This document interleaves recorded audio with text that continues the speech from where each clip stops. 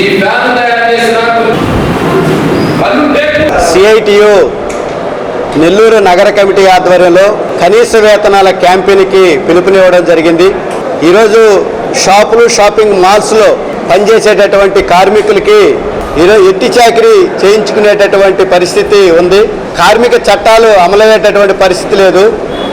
ఉదయం 9 గంటలకి షాపు తీస్తే రాత్రి 9 గంటల వరకు దాదాపు 12 గంటల పాటు నిలబడే పనిచేసేటటువంటి పరిస్థితి ఉంది. కూర్చునేటటువంటి సౌకర్యం కూడా లేదు.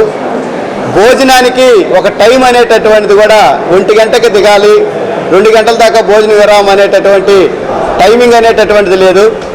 చాలీ చాలని జీతాలతో అనేకమైనటువంటి ఇబ్బందులు పడేటటువంటి పరిస్థితి ఉంది.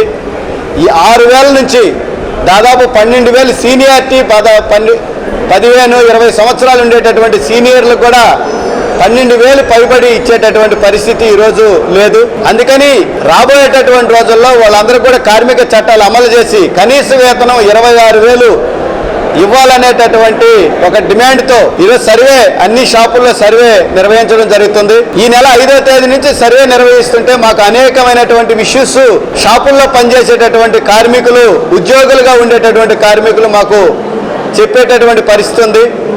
అందుకని ప్రభుత్వం, కలెక్టర్ గారు స్పందించి కనీస వేతనం 26,000 ఇవ్వాలి, కార్మిక చట్టాలని అమలు చేయాలి, భోజనం విరామం అనేటటువంటి ఒక టైం వాళ్ళకి కేటాయించాలి, కూర్చునేదానికి వాళ్ళకి ఒక కుర్చీ అనేటటువంటి ఏర్పాటు చేయాలి.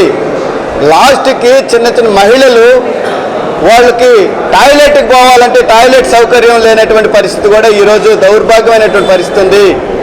వీళ్ళ సమస్యలను పరిష్కారం చేయాలని చెప్పేసి ఈ నెల 30వ తేదీ కలెక్టర్ గారి కార్యాలయం వద్ద మహాధర్నాకి సిఐటియు పిలుపునివ్వడం జరిగింది. అన్ని వర్గాల్లో ఉండేటటువంటి కార్మికుల సమస్యలు పరిష్కరించాలని 30వ తేదీ కలెక్టర్ గారి కార్యాలయం వద్ద మహాధర్నాకి పిలుపునివ్వడం జరిగింది. అందుకని జిల్లాలో ఉండేటటువంటి యావత్ కార్మిక వర్గం అంతా కూడా 30వ తేదీ కలెక్టర్ గారి కార్యాలయానికి తరలి రావాలని చెప్పేసి, 31వ తేదీ స్కీమ్ వర్కర్లు వాళ్ళకి జీతాలు పెంచాలని చెప్పేసి, పర్మనెంట్ చేయాలని చెప్పేసి, ప్రభుత్వ ఉద్యోగులుగా గుర్తించాలని చెప్పేసి 31వ తేదీ స్కీమ్ వర్కర్లు పిలుపునివ్వడం జరిగింది.